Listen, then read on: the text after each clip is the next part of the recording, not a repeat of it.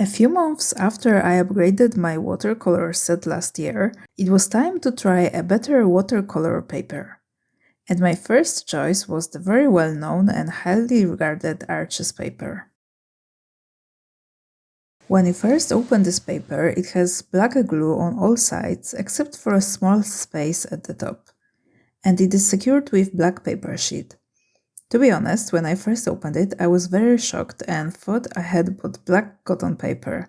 I was even quite sad and disappointed because this was not what I wanted at all. But soon I realized it was just a protective sheet and black glue. It was a huge relief. Unfortunately, I accidentally chose hot pressed. For some reason, I can never remember which one is which. I have never painted with watercolor on hot pressed paper. I thought the texture is the only difference, but the whole experience was much different. My first ever painting on this new paper was this chestnut horse. I started sketching it directly on the paper. I would recommend making a sketch on a cheaper paper and transferring it to this one, but I guess I was too eager to paint to waste time. I used regular hard pencil and very light pressure. And to paint, I used my Roman Szmal watercolor set.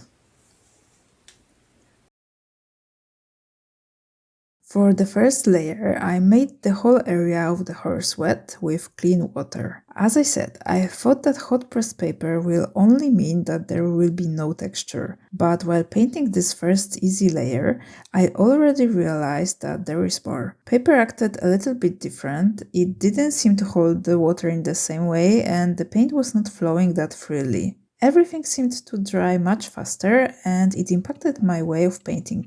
I didn't really have much plan on how to end the horse's body in this lower right corner, but I didn't want it to be painted all the way. The paper wasn't even wet there, so I just made some expressive brush strokes. While the layer was still moist, I already started darkening some shade areas.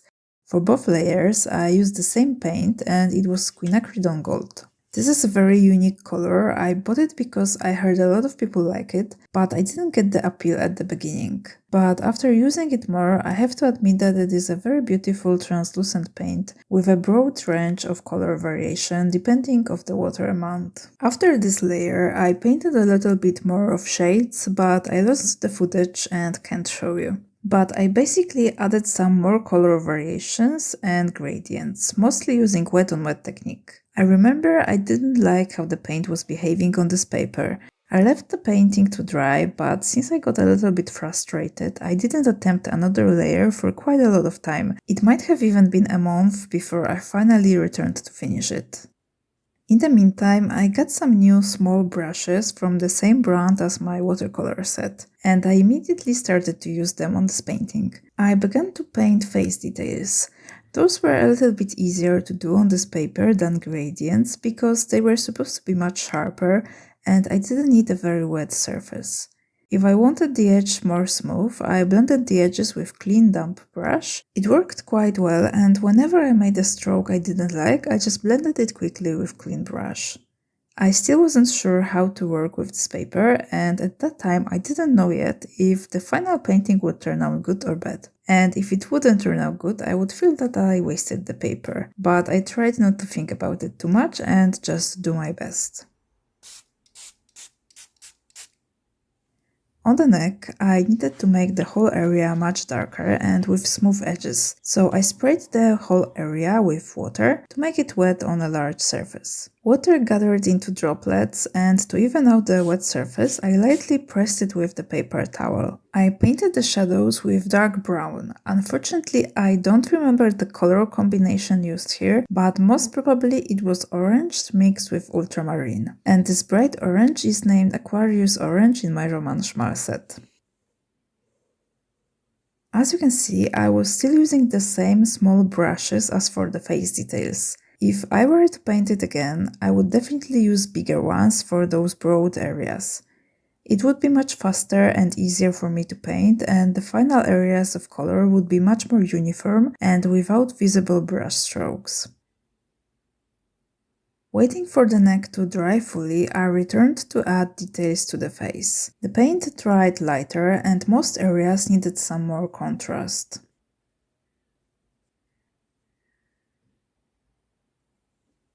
After the neck layers were dry, I returned to darken some areas and add details. On the neck, there are usually a lot of wrinkles that need to be painted. I basically used the same colors all over again, but with less water to achieve higher saturation.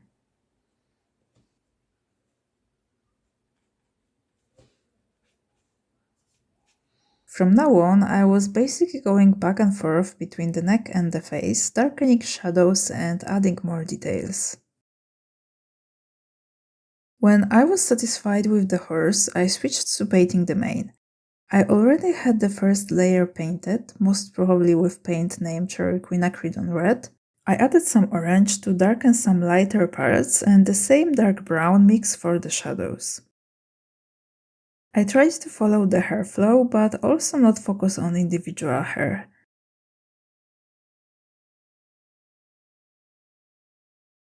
I covered a little bit too much of the mane with darker colors and highlights got lost. But it was a great opportunity to check how the paper will handle the harsh process of lifting paint. I grabbed this little flat brush with very stiff bristles. It is actually not even meant for watercolors, I am not fully sure, but I think it's for blending pastels. I got it recommended after attending a watercolor workshop, and it works very well for lifting the pigment. And the paper handled it very well. I might not have experience with many watercolor papers, but I already found out that not all cotton papers are made equal. I tried this technique with a much more affordable paper, and even though it was 300 grams, 100% cotton paper, its surface started to tear after using this brush. For the background, I covered the surface with water to use wet on wet technique. And those wet on wet parts were the most difficult on this paper. The water didn't seem to cover the paper evenly. It got a little bit wavy and there were some spots where puddles formed, and at the same time it was drying quite fast. I'm pretty sure this is because it is hot pressed, because when I worked on cold pressed paper it seemed to absorb water much more evenly and stayed wet for a very long time. But it also might be a user error, perhaps you should wet the hot pressed paper differently and I just had no idea how.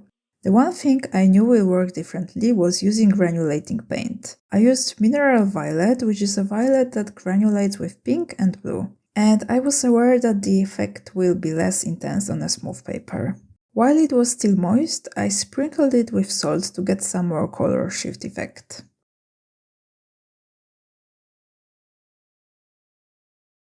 Overall, I have to admit it is a very high quality paper. It is definitely very sturdy and can handle a lot of layers and harsher techniques such as lifting the pigment with a hard bristled brush.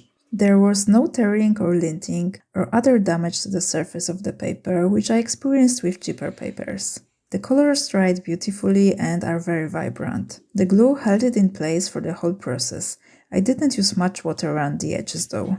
My struggles came from my lack of experience with the hot pressed paper. Perhaps most of the things I didn't like were either my mistakes or the nature of such a paper type. I'm not sure if I will be using this paper with watercolor. At least so far, I'm not a fan of painting with them on the hot pressed paper. But I will for sure use it with gouache. I prefer the smooth texture for gouache and I don't need the paper to stay wet for too long, so this seems perfect. After the horse painting, I tried it for painting this meadow with gouache and it was the most pleasant gouache painting I have ever made. It handled the first watery layers very well and then I managed to cover all thicker layers without any damage to the paper. After painting with gouache on regular mixed media papers that can handle only a couple of layers and usually not much water, using this paper was another level. One bad thing that I noticed after only those two paintings is that the glue stopped holding some of the paper on one edge. It will probably not impact my experience too much though. Due to my mistakes of not buying the cold pressed paper, I felt I didn't really experience the Arches paper as I should have. So I already have another paper sitting in my drawer and waiting for a painting. But that is for some other time.